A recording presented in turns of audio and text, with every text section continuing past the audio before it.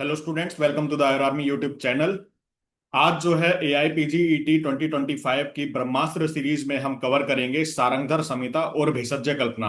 काफी important topics रहते हैं यहाँ से भी, और क्वेश्चन आ जाते हैं।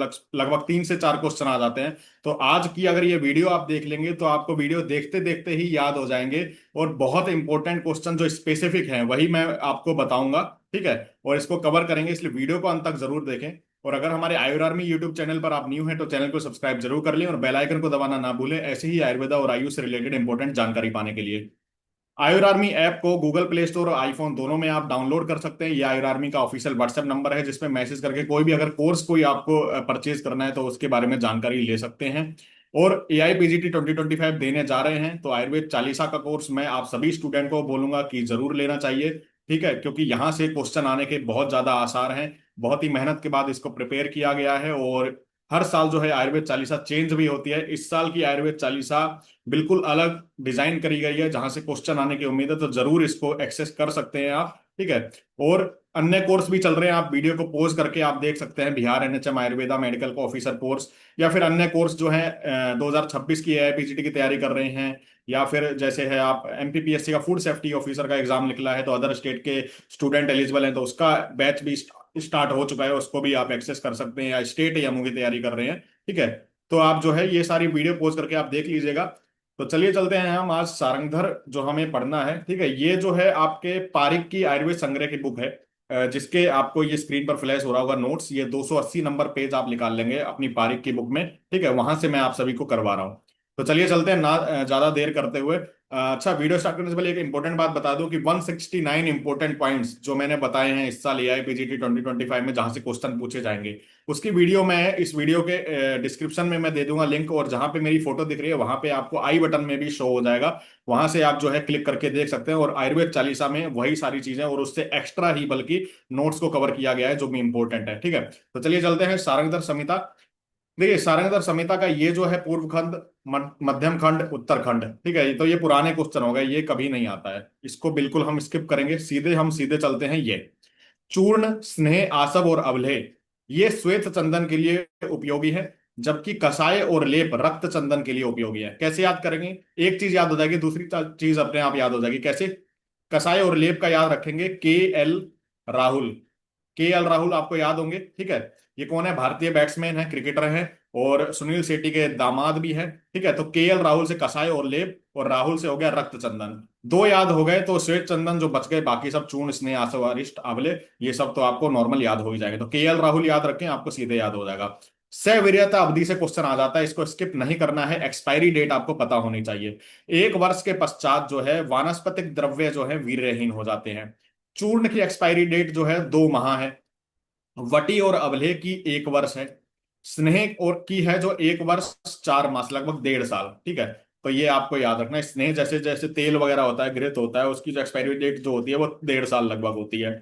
वटी और अवलेह की 1 वर्ष है, तो आपको ये पता होना चाहिए। और आसव, अरिष्ट, धातु और रस औषधियां जितने अधिक पुराने उतने अधिक गुणवान। कहते नहीं है कि जितनी पुरानी विस्की, जितनी पुरानी रम, उतनी ही अच्छी जो है वो होती है। वो आसव अरिष्ट क्या है? एक तरह से अल्कोहलिक प्रिपरेशन है। तो जितने अधिक पुराने उतने अधिक, क्योंकि जितनी पुरानी दारू होती है उतनी महंगी बिकती है। 1 लाख 2 लाख की भी एक बोतल बिकती है। क्यों बिकती है? इसीलिए उतनी ही उसके गुण बढ़ जाते हैं, इंक्रीज हो जाते हैं। ठीक है, वो रिफाइन हो जाती है वो। आगे चलते हैं। औसत ग्रहण। ठीक है, औसत ग्रहण सभी कार्यों के लिए तो है शरद ऋतु में लेना है, वमन विरेचन के लिए वसंत के मध्य में लेना है, वसंत के अंत में लेना है, तो ये ज्यादा इंपॉर्टेंट नहीं है। फिर ये जो है ग्राह्य अंग है, तो इनको भी आप स्किप कर देंगे, क्वेश्चन नहीं आएगा। आगे चलते हैं। ठीक है, औसत सेवन काल। चरक का हमने चिकित्सा स्थान योनि व्यापक चैप्टर नंबर 30 में हमने कवर किया। औसत सेवन काल उन्होंने 10 बताए, यहाँ पे जो है 5 बताए हैं सारंगधर ने। बस ये जो है डिफरेंशिएशन है कि 5 इन्होंने औसत सेवन काल बताए हैं। प्रातः काल वमन विरेचन के लिए, और द्वितीय काल में देखिए अपान, समान, व्यान। ठीक है, भोजन आग्रह यानी पहले, फिर मध्य में, और फिर तीसरे में भोजन के अंत में। तो अपान, समान, व्यान। ठीक है, ASV आपको ऐसे याद रखना, ASV। तो ये सीक्वेंस याद रहेगा तो ये इजी याद हो जाएगा आपको। और तृतीय काल जो है ग्रास ग्रासांतर। ग्रास ग्रासांतर अलग से पूछ लेते हैं, उदान वायु की विकृति में होता है, याद रखना है। ठीक है, और भुक्त अंत्य, खाना खाने के बाद अंत में, प्राणवायु की विकृति में दवाइयां देते हैं, तो याद रखना है। और मुहुर्मुहु किस में देंगे भाई, खांसी छींक जुकाम हो रहा होगा उसको मुहुर्मुहु देंगे। और रात्रि वाला याद रखना, ऊर्ध्व जत्रुवर, ईएनटी का कोई भी विकार है तो उसको रात्रि में दवाई देंगे। तो ये स्पेसिफिक आपको याद रखना है, याद हो भी जाएगा। बाकी जो है ये स्किप करेंगे। ऋतु विभाग से राशियां बताई हैं, ठीक है। तो ऋतु विभाग से राशियां किस आचार्य ने बताई है, ऐसे क्वेश्चन आ सकता है, तो सारंगधर ने बताई है, आपको याद रखना है ऋतु विभाग से जो ये राशियां बताई हैं, ठीक है। यम दंष्ट्रा काल किसने बताया है, 16 दिन का होता है, कार्तिक माह के अंतिम 8 दिन और अगहन माह के प्रारंभ के 8 दिन। टोटल 8 + 8 = 16, ठीक है। 16 दिन का ये जो होता है यम दंष्ट्रा काल होता है, और किसने बताया, सारंगधर ने बताया, याद रखना है। नाड़ी परीक्षा किसकी स्पेशलिटी है, नाड़ी परीक्षा जो है सारंगधर ने बताई है। धमनी जीव साक्षिणी, ठीक है। ये क्वेश्चन आ जाता है, डैश जीव साक्षिणी, क्वेश्चन में होगा, आंसर में होगा आपका ऑप्शन में सिरा धमनी, ठीक है, और स्रोतस कुछ भी कर देंगे, लेकिन धमनी जीव साक्षिणी आंसर आएगा, इंपॉर्टेंट है, यहां से क्वेश्चन आ जाता है। वातज नाड़ी आपको पता ही है कि ये जो है जलोकावत होती है, ठीक है, उछलती है। पित्तज नाड़ी जो होते हैं कुलंग काक मंडूकवत होती है। कफज नाड़ी हंस पारावत की तरह जो है शांत होती है स्वभाव की। और सन्निपातस जो होती है लाभ तितिरवर्ती नाम, ठीक है, तो ये याद रखना है। और प्राण नाशनी नाड़ी कौन सी होती है, स्थितवा, स्थितवा चलती, ठीक है। कभी कभी जैसे नाड़ी आप देख रहे हैं किसी भी पेशेंट की, अचानक अपने स्थान से विच्युत हो जाए, ठीक है, यानी कि गायब हो जाए, तो वो प्राण नाशनी नाड़ी है, तो आपको याद रखना है ये। बाकी जो नाड़ियां बताई गई हैं एक बार पढ़ लेंगे, वैसे ज्यादा इंपॉर्टेंट नहीं है। ये नेत्र परीक्षा है, इंपॉर्टेंट नहीं है, नहीं पढ़ना है आपको। जीवा परीक्षा, जीवा परीक्षा में याद रखना आप कि वातज जो जीवा है वो शाक पत्र प्रभा है, और त्रिदोषस जो है वो परिदग्धा खरस्पर्शा है, याद रखना ये लक्षण, ठीक है। मूत्र परीक्षा भी सारंगधर ने बताई है, तो इसको बस इतना याद रखना, सारंगधर ने बताई है और योग रत्नाकर ने बताई है। बाकी ये जो स्किप करेंगे आप, कला जो है 7 बताई, लेकिन सारंगधर ने कुछ नाम अलग बताया, ठीक है। मांस, रक्त, मेद, यकृत प्लीहा बताया है, ठीक है। बताइए कला, अग्निधरा बताइए, रेतोधरा, ये नाम चेंज है बस, बाकी उन्होंने ससुर ने बताई है वो मांस रक्त मेदो श्लेष्म ऐसे करके जो बताई गई है, ठीक है, वहां से आप देख सकते हैं कोरिलेट करके। आश्रय 7 है तो ये ज्यादा इंपॉर्टेंट नहीं है। धातु क्रम आप देख सकते हैं, प्रीणनम, जीवनम, लेप, स्नेह, धारण, पूरण, गर्भोत्पादन। ये कैसे है, रस, रक्त, मांस, मेद, अस्थि, मज्जा, शुक्र, ऐसे करके जो है आपकी उत्तरोत्तर धातु की जो क्रम बताए गए हैं, स्पेसिफिक क्रम एक एक, तो मैच द फॉलोइंग में क्वेश्चन आ जाता है। बाकी ये जो है सप्त धातु मल और धातु, ये इंपॉर्टेंट है। रस का जो है उपधातु स्तन्य माना है, जो है सारंगधर ने।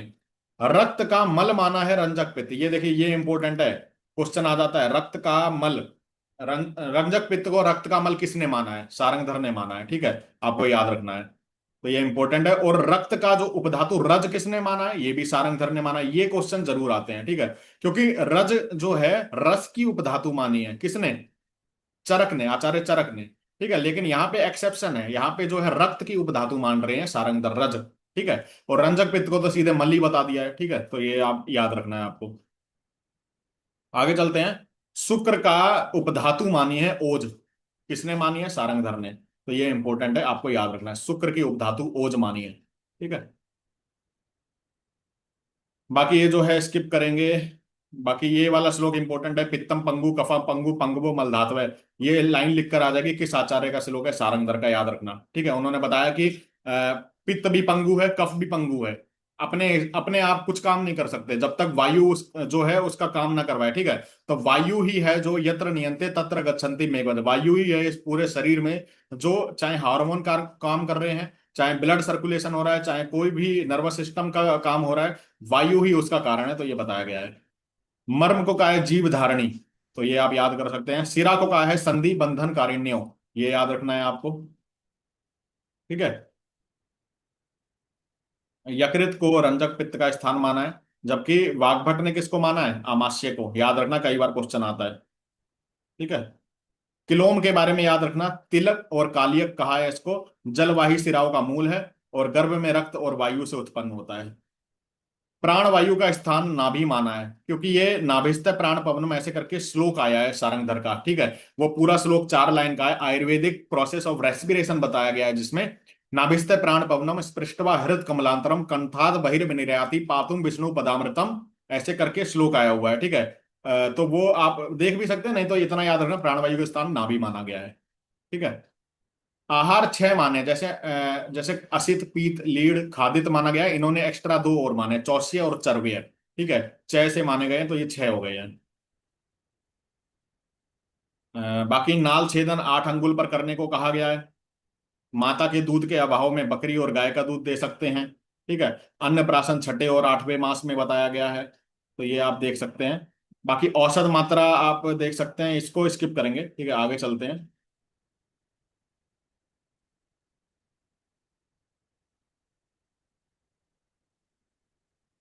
बाकी वात प्रकृति के लक्षण, ठीक है, इन्होंने प्रकृति के लक्षण दो दो लाइन में बताए, ये बहुत स्पेसिफिक अच्छा बताया गया है। जैसे वात प्रकृति का है, अल्प केश कृश रुक्षो वाचालस चल मानसे आकाशचारी स्वप्नेषु वात प्रकृति को नरे।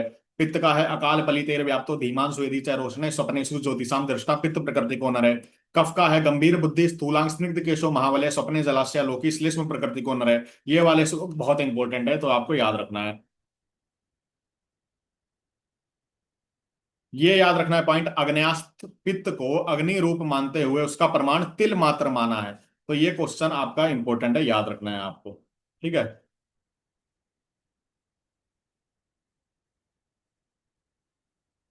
बाकी ये सब जो है स्किप करेंगे, क्योंकि कहीं ना कहीं हमने ये पढ़ा हुआ है चरक वगैरह में। ठीक है। कॉपी किया हुआ लगता है, इसलिए नहीं पढ़ेंगे, जो स्पेसिफिक है वो पढ़ेंगे हम। जैसे सोम रोग, सोम रोग की चिकित्सा में कदली फल और आमलक स्वरस, ठीक है, शर्करा के साथ लेने का निर्देश बताया गया है इसमें, तो ये इंपॉर्टेंट है, याद रखना है। श्लीपद में साखोटक का प्रयोग, ठीक है, शय से श्लीपद, शय से साखोटक, दोनों याद रखना, साखोटक रोगाधिकार श्लीपद। ठीक है। त्रिगंध किसको कहा गया है? इलायची, दालचीनी और तेज पत्र को त्रिगंध कहा गया है, तो ये याद रखना है। बाकी एक प्रिंसिपल है, चूर्ण को घृत और मधु में मिलाकर चाटना हो तो घृत और मधु दुगना लेना है, और द्रव के साथ लेना है तो द्रव 4 गुना लेना है, लिक्विड के साथ लेना है तो द्रव 4 गुना लेना है। ठीक है। तो ये आपको याद रखना है। प्लस आसव अरिष्ट सेवन की मात्रा 1 पल बताई गई है, ये याद रखना है आपको।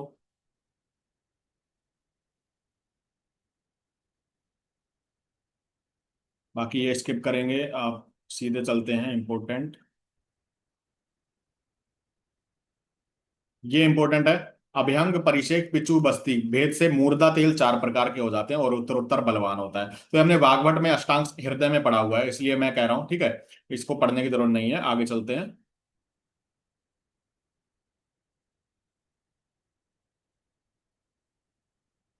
ये एक देख सकते हैं, श्रृंग 10 अंगुल तक, जौंक 1 हाथ तक, तुम्बी 12 अंगुल तक, और पद 1 अंगुल तक जो है सिरावेश संपूर्ण शरीर से रक्त निकाल देता है। ठीक है, तो कौन सा कितना अंगुल तक निकालता है? प्रमाण। ठीक है, रक्त निर्हरण का प्रमाण आपको पता होना चाहिए, इंपॉर्टेंट है। बाकी ये स्किप करेंगे सारा, ये आपको पढ़ने की जरूरत नहीं है, ये भेद क्वेश्चन नहीं पूछे जाएंगे।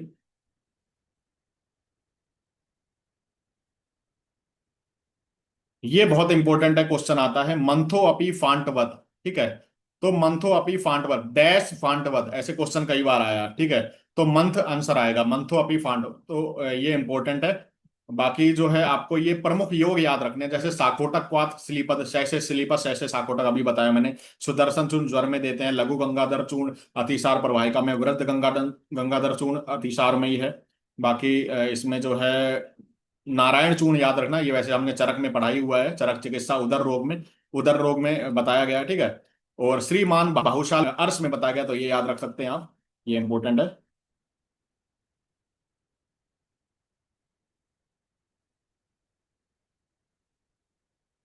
बाकी आगे चलते हैं। चंद्रप्रभावटी याद रखना है, प्रमेय में है, रोगाधिकार इंपॉर्टेंट है। कांकायनवटी गुल्म में है, योगराज गुग्गुल शोथ वातरक्त उदर रोग में, कांचनार अपची अर्बुद ग्रंथि में, कंटकारी अवले इक्का श्वास में होता है। प्लस आपको याद रखना है इसमें मयूर घृत याद रखना, आप सिरो रोगों में देते हैं, तो ये याद रखना है। ठीक है। नारायण तेल वात व्याधि में बताया गया है। पिंड तेल वात रक्त में बाह्य प्रयोग, ठीक है, बाहर से पिलाने के लिए नहीं है, पिंड तेल बाह्य प्रयोग के लिए, याद रखना। फिर मोस्ट इंपोर्टेंट जो क्वेश्चन बनता है और आपको याद भी होना चाहिए, ये मोस्ट इंपोर्टेंट है, जो इंपोर्टेंट आपको याद रखना है। ठीक है। संजीवनी वटी, ठीक है, इसका आद्रक स्वरस से लेना है अनुपान। ठीक है। और अजीन और गुल में एक एक वटी लेनी है, विसूचिका में 2 वटी, सर्पदंश में 3 वटी और सन्निपात में 4 वटी। ठीक है। तो कैसे आप याद रखेंगे? अभी सर्प सन्नी, अभी सर्प सन्नी, ठीक है। अभी सर्प सन्नी, ऐसे हो गया अजीर्ण गुल्म, बी से हो गया विसूचिका, सर्प से हो गया सर्पदंश, और सन्नी तो आपको पता ही है, एक तो सन्नी देओल है, एक सन्नी लियोन है। आप अब आप समझ लीजिए कौन सी कौन सा सन्नी है, ठीक है। तो अभी सर्प सन्नी आपको याद रखना है, इंपॉर्टेंट है। आगे चलते हैं। बिल्व तेल का इंपॉर्टेंट रोगाधिकार आपको याद होना चाहिए, बाधिर्य है, ठीक है। और चक्रमर्द तेल गंडकमाला में ही बताया गया है। कुटजारिष्ट ज्वर में, ये कुछ कुछ इंपॉर्टेंट जो मैं मार्क करा रहा हूं, बस वही याद करने हैं आपको, ठीक है। जैसे ज्वरांकुश रस तृतीयक ज्वर में बताया गया है। बाकी अग्नितुंडी वटी, इसमें कुचला होता है, याद रखें आप, कुचला होता है इसमें, ठीक है। कुचला का बोटेनिकल नेम, जो साइंटिफिक नेम क्या है? स्ट्राइगनस नक्स वोमिका, ठीक है। जिसको कुचला या फिर जो है अग्नितुंडी में यूज करते हैं। तो आपको याद रखना है, अग्निमांद्य सियाटिका में इसका यूज किया जाता है, सियाटिक नर्व डिजीज में। दसांग लेप याद रखना है, विसर्प रोगाधिकार है, इंपॉर्टेंट है, आपको याद रखना है, ठीक है। आनंद भैरव रस त्रिदोषज अतिसार में बोला गया है, बसंत कुसुमाकर प्रमेय में बोला गया है। कुछ कुछ आपको रोगाधिकार याद रखनी है। फल त्रिकादिक्वाद जो है प्रमेय में बोला गया है। और इसमें क्या पढ़ा होता है? त्रिफला, मोथा, दारुवधिता, विशाला, हरिद्रा। तो ये वैसे चरक चिकित्सा प्रमेय में बताया गया, वहां से भी आप पढ़ सकते हैं, ठीक है। अब भेषज कल्पना देख लेते हैं। ये तो सारंगधर संहिता के बारे में था। कुछ भेषज कल्पना के इंपॉर्टेंट पॉइंट है जहां से क्वेश्चन आ जाता है। जैसे कल्पनाएं आपको पता होनी चाहिए, स्वरस, कल्क, स्रत, शीत, फांट, ये मेन कल्पनाएं हैं, ठीक है। इनसे ही बाकी और कल्पनाएं जो है बनी हुई हैं। जैसे संपन्न कल्पनाएं चूर्णवटी, अवलय, आसव, अरिष्ट, बहुत सारी हैं। तो चरक ने 5 कल्पना मानी, सुश्रुत ने 6 मानी, क्षीर एक्स्ट्रा माना है, काश्यप ने 7 माना है। चूर्ण और मध्य कल्पना है, जिसको अभिशप भी कहते हैं, अभिशप भी लिख के आ जाता है कई बार, तो आपको याद रखना है। भागवत ने 5 मानी है, ठीक है, तो ये याद रख सकते हैं। फिर इनके पर्यायवाची से भी क्वेश्चन आ जाता है, ठीक है। आगे चलते हैं, ये स्किप करेंगे।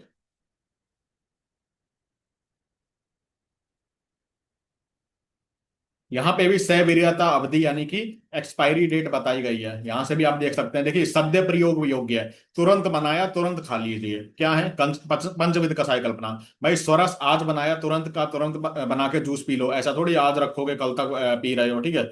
तो वो इन्होंने बताया गया, टंडुलोदक, मांसरस, ये सब चीजें हैं तुरंत का पीना। 4 से 6 माह तक जो है उपयोगी, बाकी ये लिखा गया है। 1 वर्ष तक सुरक्षित है, तो वो ये है। और अधिक पुराना श्रेष्ठ कौन सा है? भस्म, मसी, परपटी, पोटली, आसव, अरिष्ट, जितने पुराने उतने श्रेष्ठ, ठीक है। मान मगध मान होता है, कलिंग मान होता है।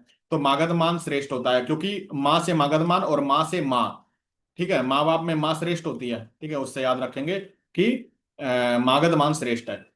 फिर पोतमान किस लिए होता है? वजन नापने के लिए। पायमान लंबाई नापने के लिए, और द्रव्यमान द्रव पदार्थों को नापने के लिए। तो ये एक हल्का थोड़ा सा आपको इसका आइडिया होना चाहिए। बाकी ये कुछ प्रमुख मान है, जैसे 1 कर्ष में 2 कोल होते हैं, ठीक है। और 1 तोला होता है, 1 तोला 12 ग्राम होता है। 2 कर्ष में, 1 सुक्ति में 2 कर्ष होते हैं। 1 पल में 3 सुक्ति होती हैं, ठीक है। 1 प्रसृत में 2 पल होते हैं। तो 1 पल में 4 तोला होते हैं, आप याद रख सकते हैं, 1 पल में 4 तोला होते हैं।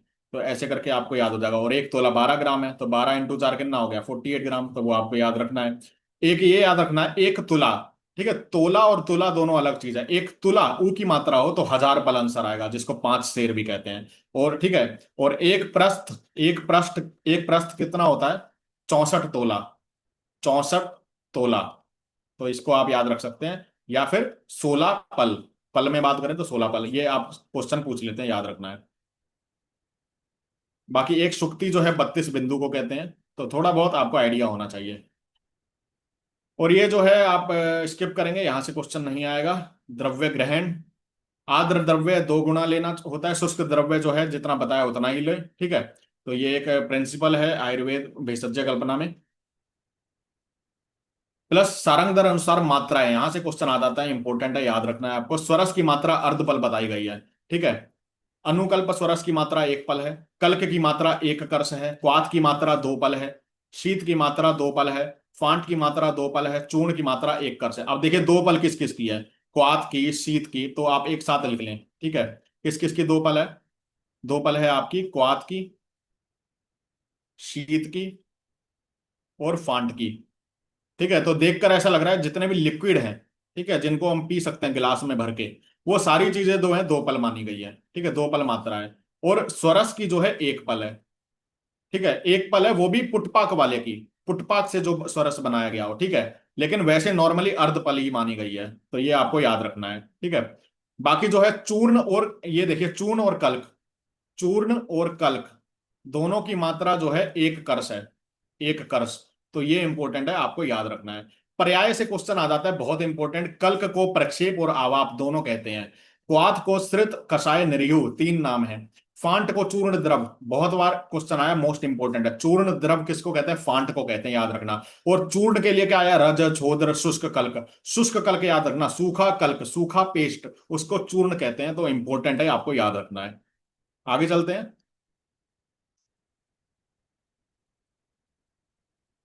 फिर ये टेबल है, आप देख सकते हैं कि प्रक्षेप द्रव्य कितना लेंगे, चूर्ण मात्रा, क्वाथ के लिए, कल्क के लिए, वटी के लिए। तो एक बार देख सकते हैं, ठीक है। जैसे चीनी की मात्रा करें तो वात में जो है सबसे ज्यादा लेंगे, A1/4 का मतलब है सबसे ज्यादा, ठीक है, सबसे ज्यादा लेंगे। क्यों? क्योंकि शुगर है, मधुर है। और मधुर क्या करता है? वात का शमन करता है, और वात के लिए ही हमें क्या चाहिए? ज्यादा चीनी लेनी पड़ेगी।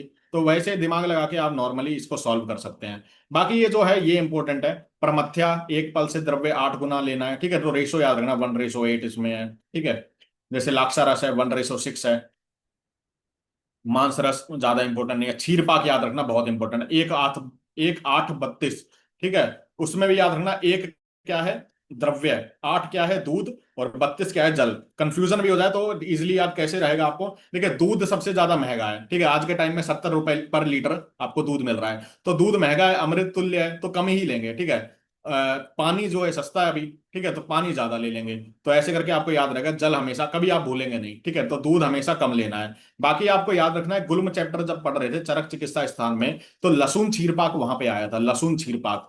वहां पे एक्सेप्शन क्या था कि वहां पे जो है A1:8 ये बताई गई थी आपकी, क्या रेशो, ठीक है। 32 की जगह 8 गुना ही बराबर मात्रा में दूध के समान पानी लिया था, तो वहां तो पानी महंगा हो गया था, ये मान के चलिए, लहसुन क्षीरपाक, ठीक है। तो ये याद रखना। और यादव जी, त्रिकम जी क्या करें? 1:15:15। उष्णों तक, ठीक है, जल गर्म करके पीते हैं, तो 1/4 तक, 1/8 तक, और आधा शेष रहने तक। यवागु, अन्न, मंड, विलेपी, ठीक है। तो ये आप याद कर सकते हैं, यवागु, अन्न, विलेपी। तो इजीली आपको याद हो जाएगा, ठीक है। अन्न, विलेपी, मंड, यवागु, ऐसे करके आप याद रख सकते हैं। एक फॉर्मूला है, अन्न, विलेपी, मंड, यवागु, ठीक है। 5, 4, 14, 6 लागू। तो ये रेशो याद हो जाएंगे, 1:5, 1:4, 1:14, या बाबू 1:6, ठीक है। अब इन्हीं के साथ बाकी चीजें भी ऐड कर सकते हैं। जैसे मान लो अन्न तो हमने पढ़ लिया, मंड भी पढ़ लिया, विलेप भी पढ़ लिया, या बागु भी पढ़ लिया, ठीक है। भात है 14 गुना, ठीक है, तो यहाँ पे भात भी ऐड कर सकते हैं, ठीक है, मान लो आप पढ़ना चाहें। बाकी जैसे है कृसरा इंपोर्टेंट, यूज आप 1:16 है, तो आप अलग से याद कर सकते हैं, ठीक है। 5, 4, 14, 6 लागू, तो ये तो 16 है यूज, ठीक है। और मंथ जो है 4 गुना लेना है, याद रखना है। बाकी ये वाला श्लोक आपको याद रखना है। सिक्तेर बृहतो मंडे पया सिक्त समन्वित यवागुर बहुसिक्ता स्याद विलेपी विरल दरबा, ठीक है। जिसमें चावल के कण, सिक्त यानी चावल के कण, ठीक है, उसमें बिल्कुल भी ना हो, वो मंड कहलाया जाएगा। पेया क्या है? पेया जिसमें कुछ कुछ चावल के कण हो, ठीक है। ज्यादा तो सूप सूप हो, जो सूप पीते हैं, लेकिन चावल के कण उसमें दिख रहे हो। यवागु क्या हो गया? बहुसिक्ता, ठीक है। बहुसिक्ता यानी कि उसमें चावल के कण ज्यादा ही दिख रहे हैं, तो खिचड़ी खाते हैं हम आमतौर पर, ठीक है, पतली पतली खिचड़ी खाते हैं। विलेपी क्या हो गया? विरल दरबा। विरल दरबा हो गया जिसमें बिल्कुल भी पानी नहीं है, विरल दरबा, ठीक है, पानी नहीं है, ओनली चावल चावल ही है, भात जिसको कहते हैं, ठीक है। तो वो हो गया विलेपी। तो याद रखना है। क्षार निर्माण याद रखना, चरक ने 6 गुना जल, सुश्रुत ने भी 6 गुना जल बताया गया। रसांजन दारू हरिद्रा से बनता है, ये याद रखना है आपको, ठीक है। बाकी जो है स्किप कर देंगे। सितोपलादी चूर्ण आपको राजस्मा चैप्टर में आपने पढ़ा होगा, तो यहाँ पे लिखा हुआ है, आप पढ़ सकते हैं। 16, 8, 4, 2, 1 ये रेशो याद रखनी है। ताली आदि चूर्ण भी आपको याद रखना है। ये राजस्मा में आपने पढ़ा होगा, इसलिए मैं इसमें पढ़ा नहीं रहा हूँ, आपको स्किप करवा रहा हूँ, लेकिन इंपॉर्टेंट है, ठीक है। और बाकी आपको पढ़ना है, ये तो हमने पढ़ ही लिया है, मंथो अपनी फांट वध, तो ये आपको पता ही है, ठीक है। और अवलय के लिए बोला है, क्वाथादि नाम पुनः पाकात, इसको छोड़ देंगे। इसमें आया है एक क्वेश्चन कि अवलय का पाक लक्षण, ये इंपॉर्टेंट है। इसमें भी आपको याद रखना है कि अपसु मज्जितम, ठीक है, पानी में डूब जाता है, पानी में डालने पर डूब जाए तो समझ जाइए अवलय अच्छा बना है, ठीक है। सुपक्वे तंतु मतत्वम, उसमें जो है रेशे निकल रहे हो, तंतु मतत्वम, ठीक है। गंध वर्ण रसोद्भव, तो ये अवलय का पाक लक्षण है, समझ जाइए अवलय जो है आपका च्यवनप्राश बहुत अच्छा बना है, ठीक है। बाकी च्यवनप्राश के बारे में यहाँ पे लिखा है, ये भी आपने रसायन चैप्टर में चरक में पढ़ा है, तो मैं इसको नहीं पढ़ा रहा हूँ। आगे चलते हैं। अर्क कल्पना देख लेते हैं। अर्क कल्पना, देखिए अर्क जो है डिस्टिलेशन प्रोसेस से जो है वॉलेटाइल जो सब्सटेंसेस होते हैं, वॉलेटाइल जो ऑयल होते हैं, ठीक है, वो जो है उड़ के जो है मतलब उसमें डिस्टिलेशन प्रोसेस के जरिए जो है उसको जो है एकत्रित किया जाता है, जिसको अर्क कहते हैं, ठीक है। तो वो इन इन चीजों का जो है द्रव्यों का अर्क बनाया जा सकता है, जिनमें जो भाई वॉलेटाइल ऑयल होंगे उन्हीं में ही तो बनाएंगे, तो नॉर्मल सी बात है। बाकी जो है आपको संजीवनी वटी में 10 घटक होते हैं, क्या क्या होते हैं आप यहाँ से देख सकते हैं, ठीक है। तो ये याद रखना है, भावना मूत्र गौमूत्र से करते हैं, और अजीर्ण ये तो मैंने बता ही दिया अभी, सर्प सन्नी, उससे याद रखना है आपको। और चंद्र वटी, शंख वटी याद रखना है, नींबू स्वरस की भावना है, ठीक है, वसनाप पड़ा हुआ है इसमें। आरोग्यवर्धनी वटी याद रखना है, निम्ब स्वरस की भावना है, कुष्ठ रोगाधिकार है, मुख्य घटक कुटकी है। और भस्म कौन सी पड़ी है, लो भस्म, अभ्रक भस्म और ताम्र भस्म, ठीक है। चित्रक आदि वटी बहुत इंपॉर्टेंट है, गृहिणी में बताया गया है। मातुलुंग स्वरस, दाडिम स्वरस की भावना याद रखना है आपको, इंपॉर्टेंट है। चंद्रोदय वर्ती इंपॉर्टेंट है, मुख्य घटक नवनाभि शंख नाभि है इसमें, और विशिष्ट घटक कोई पूछे तो मनयशिला पड़ा हुआ है, ये दोनों आपको याद रखना है। आंखों में यूज करते हैं चंद्रोदय वर्ती वर्ती, ठीक है। आगे चलते हैं। सिंहनाद गुग्गुल, एरंड तेल इसका मुख्य घटक है। सौभाग्य सुंठी पाक, सुंठी चूर्ण इसका घटक है। अजाचीर अनुपान है, याद रखना है। हरिद्रा खंड का रोगाधिकार उदर्द और शीत पित्त है, ठीक है, तो ये याद रखना है आपको।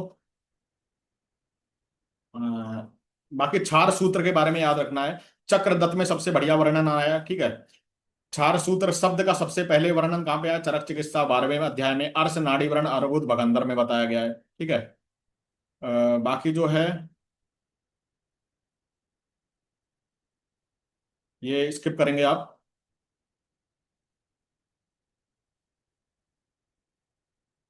और ये स्नेह पाक के प्रकार चरक अनुसार, तो ये मृदु मध्य खरपाक, ये आपको याद रखनी है, इनकी डेफिनेशन भी ये मैंने आयुर्वेद चालीसा में आपको पढ़ाया भी हुआ है, ठीक है, वहां से भी आप कर सकते हैं और यहाँ से भी आप कर सकते हैं, तो मैं दोबारा नहीं पढ़ा रहा हूँ, ठीक है। किसमें कौन सा खरपाक यूज होता है किसमें, ये बहुत इंपॉर्टेंट है।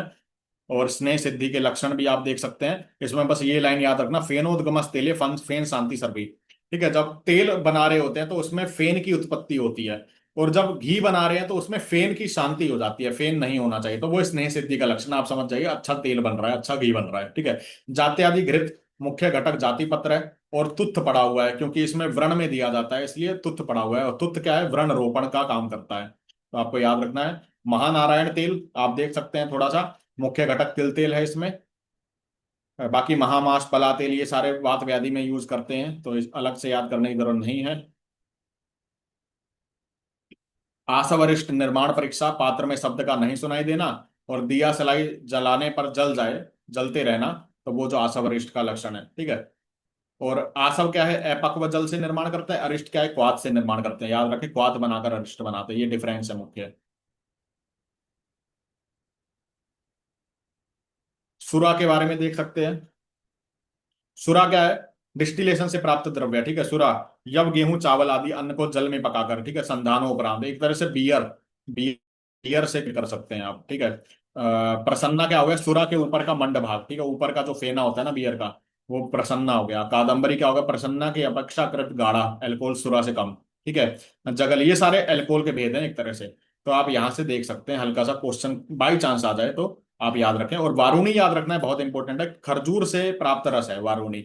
और किसमें बताया गया है, राजस्मा चैप्टर में, आपको याद होगा, वारुणी जल को बताया गया है, बहुत इंपॉर्टेंट, ठीक है। जो वारुणी नित्य सेवन करता है उसको कभी राजस्मा नहीं होता, ऐसा बोला गया ना। वारुणी बिल्कुल जो है आपका खरजूर से प्राप्त जो है, एक तरह से बियर ही है लेकिन खरजूर से बनाई गई है, याद रखना है, ठीक है। बाकी सरस्वता रिष्ट मुख्य घटक ब्राह्मी है। और ये स्किप कर देंगे। राग साड़प जो है अचार को कहते हैं, काम्बलिक हो गया आपका। तक्र कल्पना याद करना है, यहां से क्वेश्चन आ जाता है। रूक्ष तक्र हो गया जिसमें पूरा मक्खन निकाल लिया हो, अर्ध स्नेह यानी आधा मक्खन निकाला हो, पूर्ण स्नेह यानी कि संपूर्ण मक्खन निकाला हो, ठीक है, संपूर्ण मक्खन से युक्त, ठीक है, तो ये याद रखना है। तक्र क्या होता है, दधी और आधा जल मिलाकर मक्खन निकालने, उसको तक्र कहते हैं, जिसको हम छाछ कहते हैं, ठीक है, मठा कहते हैं यूपी में। घोल क्या होगा, केवल दधी को मथ कर बना द्रव्य। मथित क्या होगा, दधी से मलाई को पृथक कर दें, ठीक है, मलाई मलाई निकाल दो आप, तो ये आपको कुछ इंपॉर्टेंट है। और उत्सीवित क्या है, मलाई युक्त दधी और आधा जल मिला लो। छचिका का है मलाई युक्त दही और आधा जल मिलाकर मथ कर जो चूर्ण वो निकलता है आपका घोल, उसको मक्खन, उसको छचिका कहते हैं। तो तक्र जो होता है उष्ण वीर्य होता है, ये याद रखने आप, ठीक है। और नास्ति तक्रात परम किंचित औषधम कफवात, ये लिखा गया है चरकनी, ये याद रखना है।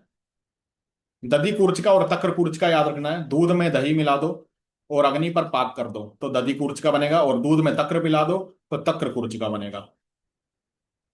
दशांग लेप विसर्प रोगाधिकार है, आप याद कर सकते हैं, ठीक है, सीरीज इसमें ये सब चीजें पड़ी हुई हैं, आप देख सकते हैं एक बार। और दशांग धूप काश्यप संहिता ने बताया। ऐसे करके आपका जो है ये आपका सारंगधर संहिता और भेषज कल्पना, ये दोनों जो है फिनिश होता है। ठीक है, अगर आपने ये वीडियो देखी होगी तो आपको वीडियो देखते देखते ही आई थिंक याद हो गया होगा, ठीक है। तो आपको ज्यादा उसमें जो है गौर करने की जरूरत नहीं है, ना बुक उठाने की जरूरत है। आप एग्जाम से मान लो एक दिन पहले भी ये वीडियो मेरी देख लेंगे, या कहीं जा रहे हैं, ठीक है, सफर कर रहे हैं, वहां पे भी देख लेंगे, तो आपका जो है ये याद हो, से बाहर क्वेश्चन नहीं आएगा जो मैंने पढ़ाया है, ठीक है। और आएगा भी तो आप डील कर लेंगे, क्योंकि एक बार चक्षु खुल जाते हैं ना, जब बुद्धि के चक्षु जब खुल गए, चक्षु वैशेषिक पित्त आपका जो है खुल गया, ठीक है, तो आप जो है अपने आप ही आप जो एक अंदाजा लगाएंगे, जो एक गैस वर्क करेंगे, वो भी आपका सही हो जाएगा, ठीक है। तो आई थिंक आपका आज का लेक्चर आपको समझ आ गया होगा, ठीक है। और फिर भी अगर नहीं समझ आया हो, और अगर और अच्छे से आपको जो है जो 169 इंपॉर्टेंट पॉइंट्स हैं उनकी नोट्स चाहिए, ई नोट्स, और अच्छे से लेक्चर चाहिए, तो आयुर्वेद चालीसा का कोर्स आप एक्सेस कर सकते हैं, ठीक है। दिए गए व्हाट्सएप नंबर पर मैसेज करके, ये आयुर्वेद चालीसा का कोर्स है, जल्दी से आप एक्सेस कीजिए, अभी भी टाइम है। एक हफ्ते में क्या, 2 दिन में आप रिवाइज कर सकते हैं, और एक हफ्ते में तो लगभग 4 से 5 बार रिवाइज कर सकते हैं आप आयुर्वेद चालीसा, और सेम क्वेश्चन वहां से बन जाएंगे, ठीक है। तो आपको काफी फायदा देने वाले हैं। तो चलिए, वीडियो कैसी लगी वो लाइक और शेयर करना ना भूले, कोई भी क्वेश्चन है कमेंट करके हमसे पूछ सकते हैं। मिलते हैं अगली वीडियो में, तब तक के लिए जय हिंद, जय आयुर्वेद।